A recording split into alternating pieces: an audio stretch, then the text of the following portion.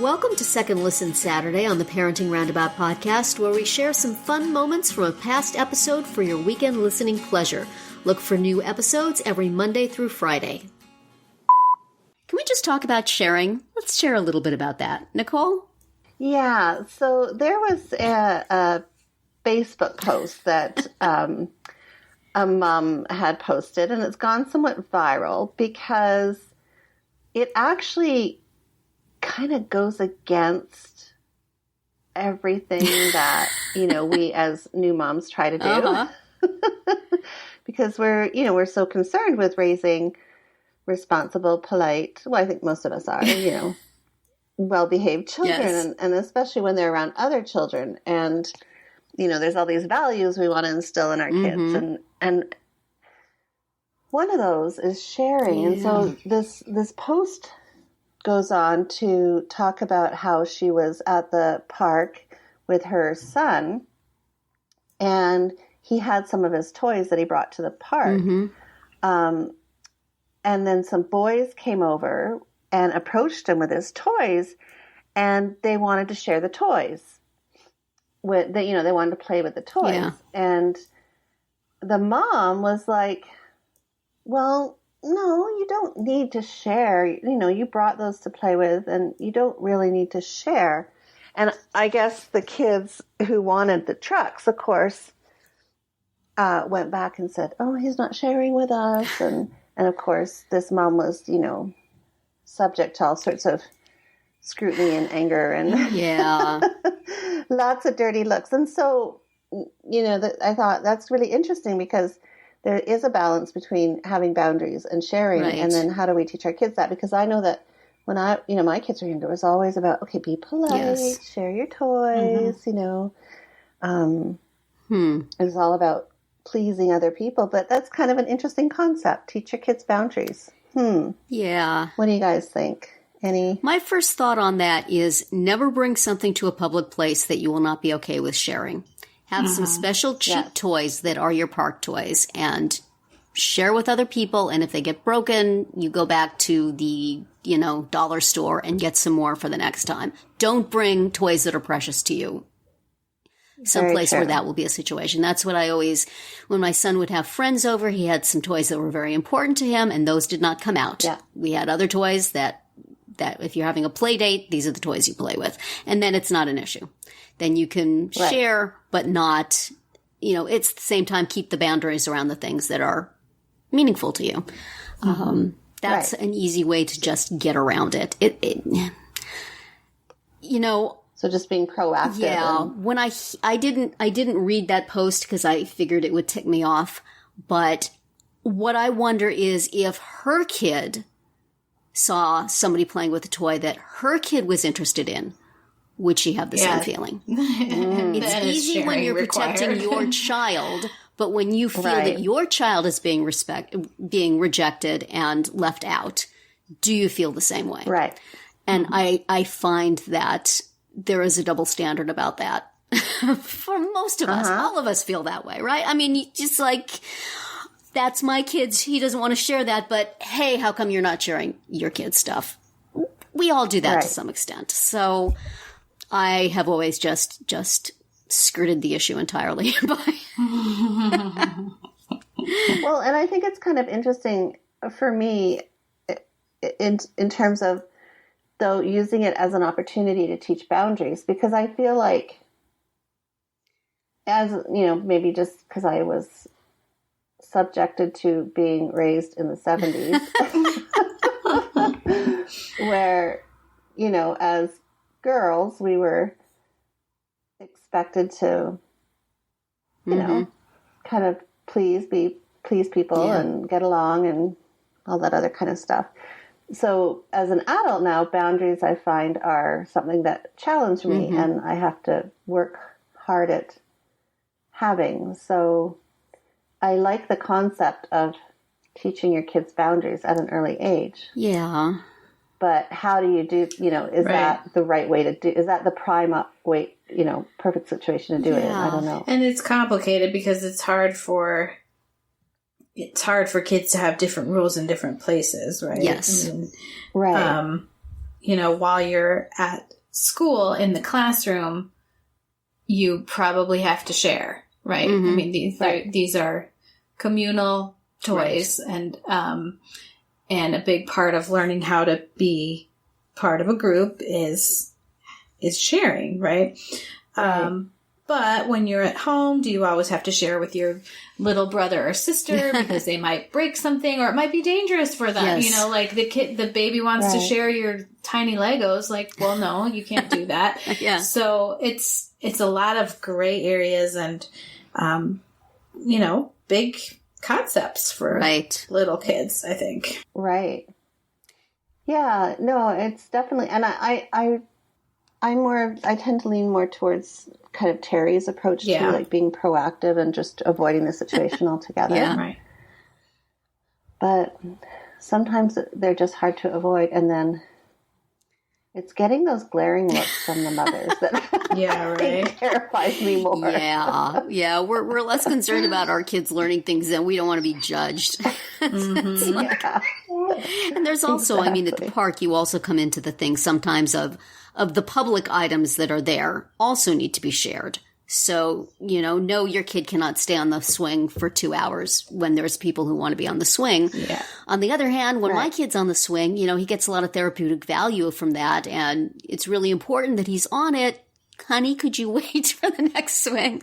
And is somebody hogging the slide? Is somebody kicking other kids off the jungle gym? So that's all boundaries and, those not so much boundaries. That's all sharing and learning how to coexist in the same space. Yeah, and how to put this is something that's really, really hard to teach and really, really important, which is putting aside your personal gratification for another. Saying, I really love being on this swing and I feel like it's my right to be on this swing, but you know what? I know you want to be on this swing also, so I will give it up so that you can do it for a while with things that are not that important. It's a good place to learn it. To practice it, Yeah, that's a big part of sharing. And, but you don't want it to be constantly, I will subjugate my interests to yours at all times just to be polite. That's not good either. That's where the boundaries come in. So right. It's because you want to expect the return favor. When you get to the park and someone's on the swing and you wait a reasonable amount of time, but eventually come on, it is your turn. Yes. And then the question becomes, what is your role as a mother in this situation? If you want your kids to learn this stuff, do you have to leave them to do it amongst themselves? Or are you the mom saying, you off the swing, it's his turn. Hey, you. It's like, you've been on that slide for 5 minutes. Somebody else wants to go down. And then suddenly you're, the unpaid playground aide. Yeah. And nobody's learning anything except that you are bossy and they don't like you. But your kids don't know how to do it by themselves. No, they don't. I mean, you have to provide them some. And if you don't do it, somebody else's mother is going to do it, and then it's going to be unfair. They're not going to do it right. They're not. Clearly, they're going to show interest to their child. And we can't have that. Yeah. I'm completely impartial. Can I get the swing?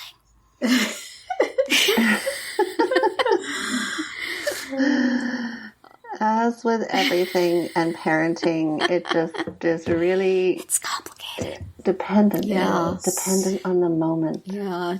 Did you guys have big sharing issues between your kids? The siblings? Yeah. No, mine are 5 years apart and different genders. Yeah. Yeah. There's no way. Mine are pretty good about it because they're also 3 years apart, different genders, and honestly, my older one has always been incredibly patient and she, I mean, we used to, when we would have babysitters or something, she would be the one who's like, okay, what you have to do in order to get him to behave or whatever, she'd be the one who's like, or she would be the shuttle diplomacy between, the the misbehaving little brother and the other parent or the babysitter or whatever. She was very good at that. She was the mediator or the go-between. Right, which is probably not, fair to make a 5-year-old do, but she was good at it. But it worked. It worked for you. So our kids have to learn the sharing stuff in the wild then. No good object lessons at home. Yeah, I mean, they didn't really have the same interest a lot of the time in terms of wanting each other's things, I would say. Right. So, but I know my mother-in-law, for example, was always really conscious about getting them the same things and making sure that, and because they have a cousin too who's just slightly older than my daughter, so she was always very concerned about making sure everybody had the same things or making sure things were fair. So yeah, we have that too. That's definitely an issue. Did you have that with your own siblings growing up? Did you have any sharing problems? Because I didn't. No. We probably did because there were 3 of us in 4 years. So there was, I'm sure. Because when you have 3, I think I've talked about this before, there's always 2 against 1. You know, it's different 2, but sometimes it's the big ones against the younger ones. Sometimes it's the younger ones against the older one. The girls against the boy. It's always something. But we worked it out. We get along now.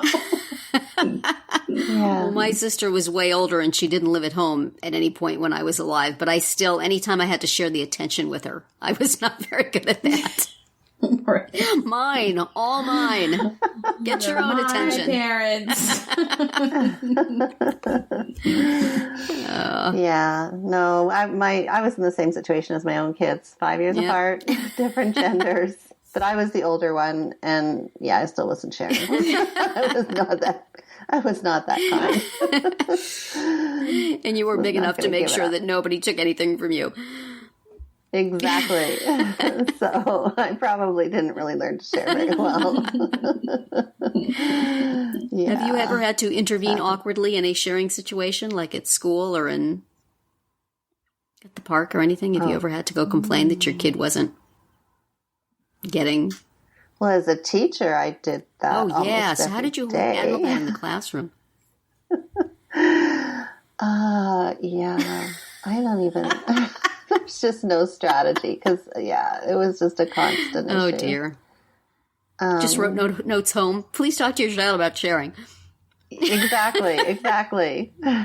Your child had trouble or was challenged in sharing. And we are judging you for capabilities. So we better see a difference tomorrow. The staff will all be talking about you. Exactly. That's the way it works, isn't it? I was always pretty sure. Yeah, the staff room, have to be honest here. I guess my teacher friends may not appreciate it, but yes, we're people too. We've got events. Parents know that. We feel that vibe, and we resent it. It's not all and we talk time. about you it's too. Just so. Certain days, certain parents and certain days. There you go. I feel like I was often the topic of conversation. Mrs. Morrow. Mrs. Morrow. Here she comes. Oh, well. Well, it was just a way to vent. And then we went back to our job and smiled and said, hi, how are you today? With the occasional eye roll. Right. We saw but that. Behind your back. Oh, dear. Yeah, it's hard.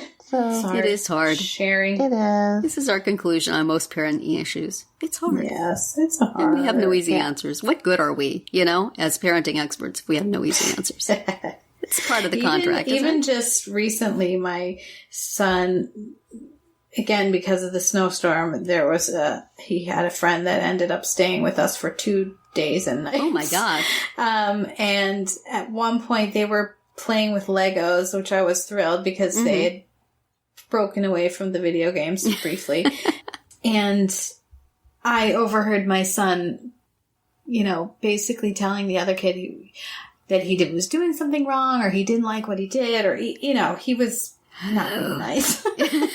And the next thing I know, the kid is up in my son's room. My son is somewhere else. I'm like, I guess they just kind of needed a break from each other.